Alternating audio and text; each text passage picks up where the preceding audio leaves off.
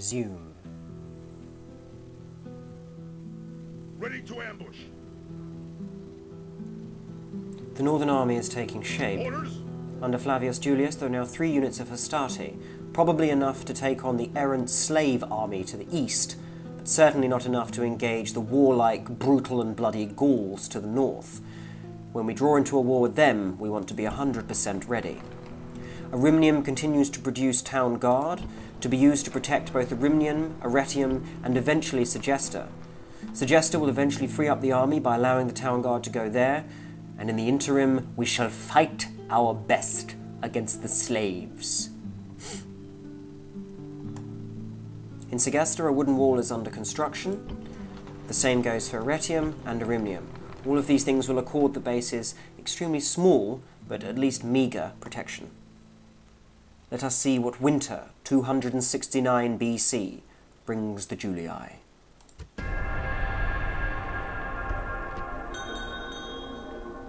Ah, it appears one of my daughters, Fadia, is betrothed to a rather ugly chap at the age of 34.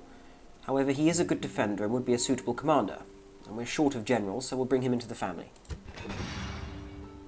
Marriage celebrations indeed.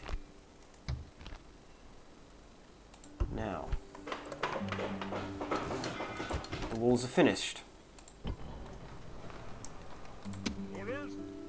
These troops will then go to Arretium, and in Arretium, Imperator. Onward. the troops will now head to Segesta. Imperator. We will also move the Hastati north to join Flavius Julius's company. His army is rapidly expanding, and he's almost large enough now to take on the slaves. We want to ensure we have the numbers to crush their puny rebellion. We may have noticed the movement around the map is a little slow. Therefore, we order the construction of a large number of roads linking our major cities and new acquisitions.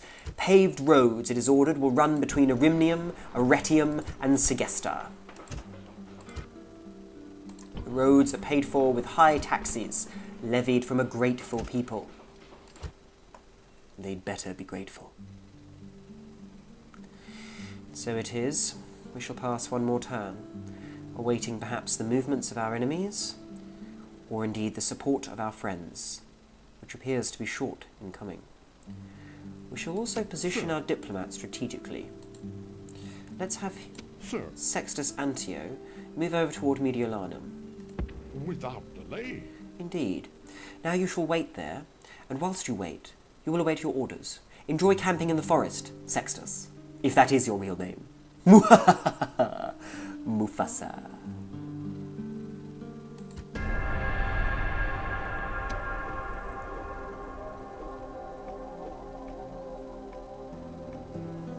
War. It appears the House of Brutii and the Greeks have gone to war with one another. It was to be expected. The Brutii having moved across the water and conquered Apollonia, it was only a matter of time before the two greatest civilizations of 268 BC, indeed, came head to head with one another. And so it stands that I must do my own part. Orders. March. The town guard make it towards Segesta. In Arimnium, Imperator. more town guard are ready. Forward. A second slave rebellion appears to have occurred in the south. This is starting to get out of hand. We need to put these slaves down once and for all.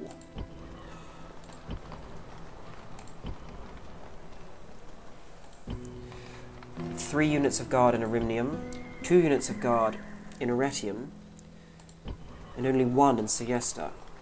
Let's have a look at the influence there. Public order in Segesta is very high. Therefore, let's move the entire Segestian army, other than the guards, out to Flavius Julius. Sir, General. Orders. Orders. Sir, General. Move out. Flavius Julius now controls a sizable force and is in a position to actually take out the rebels.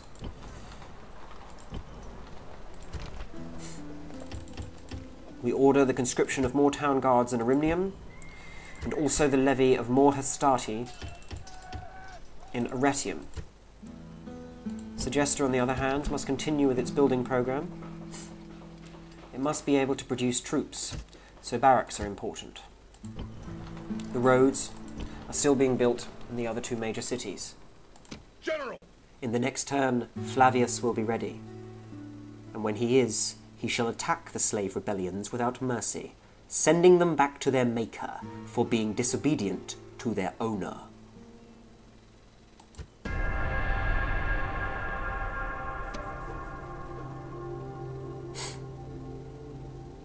And so it is, the winter of 268 BC, off the coast of eastern Italy near Arimnium, the first battle against the slave uprisings will be fought.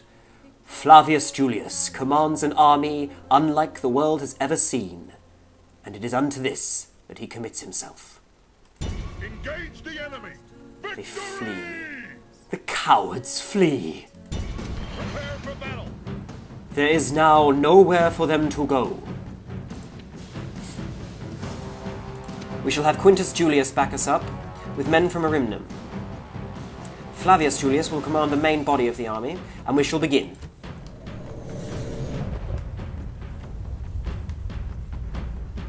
The blade itself incites to violence. Homer. He was correct.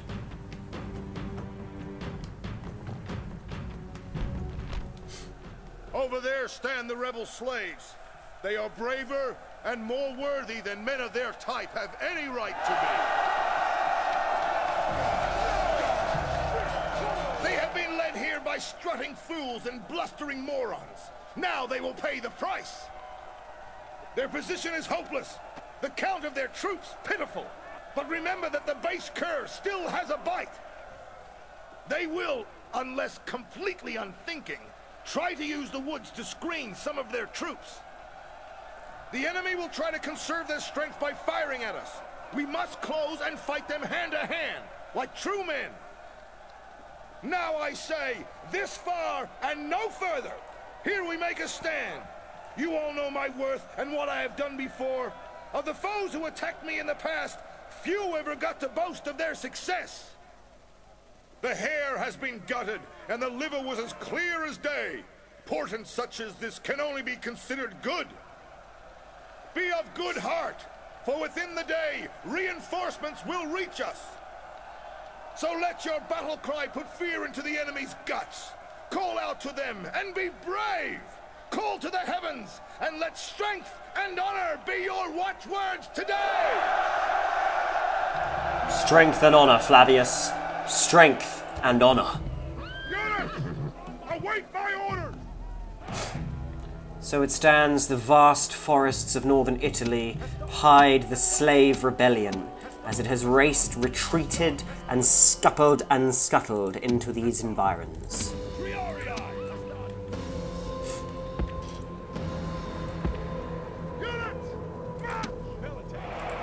Archers to the rear. We need to bring the enemy into the open for you to have any effect. Cavalry to protect the archers. We don't want the generals getting involved in the battle now, do we? Begin. We can see the body of this disgusting slave troops ahead of us. So, let us commit. We care nothing for the lives of the men.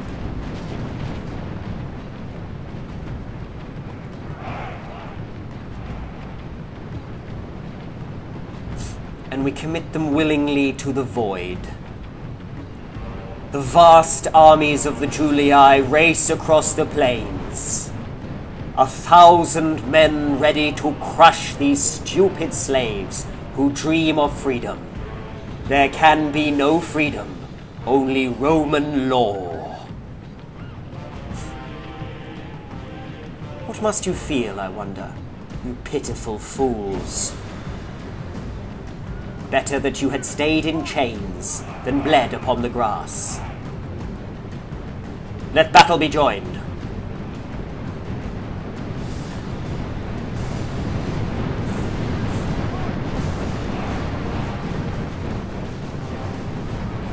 The Hastati square up and begin by aiming their pilum. The soft spears which will be thrown into the heart of the enemy ranks. Bending upon impact, they cannot be thrown back. The Triarii suffer no such appendage, and march only with large spears into the front of the enemy. They seek to draw us into an open field battle, fleeing and thinning their numbers, forcing us to exhaust ourselves as we race across the open plains. The only question is, who shall we reach first?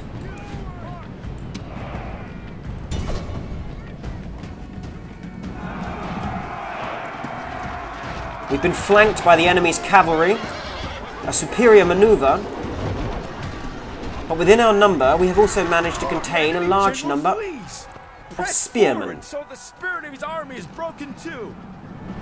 Damn right we shall. The enemy general is slain, and now his men fear us. It is time to press the attack. Where are you? You fools, you have nothing. Nothing. Halt and fight.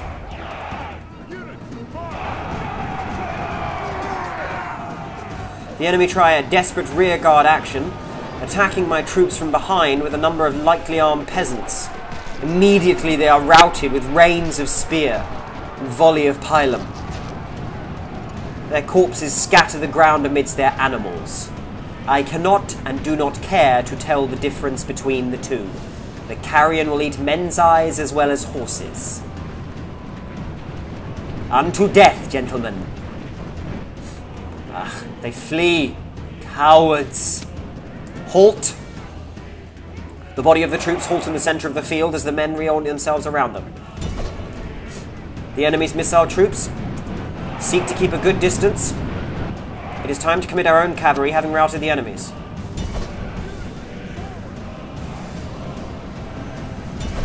Our cavalry can outrun their skirmishers, no problem. Here come the cavalry, quite literally. Led by Flavius Julius, this line of heavy horse is now going to charge through the trees and into the exposed enemy infantry flank. This is hardly a textbook maneuver, as charging horses into trees is a very poor idea. It breaks their formation and limits their charge. That said, peasants are easily routed. Freedom, you say? Freedom? I think not. I think not.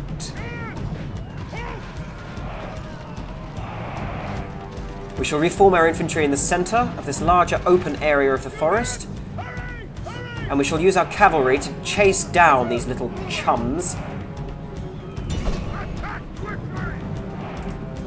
Cavalry to cavalry. Begin. Look at the enemy. Thrown left, right, and centre. Pitiful fools. We shall be charged down. The cavalry now chasing, mopping up the vast majority of the enemy troops. Wheel about. Flavius really showing his colours now. This man is a true general, a true Roman.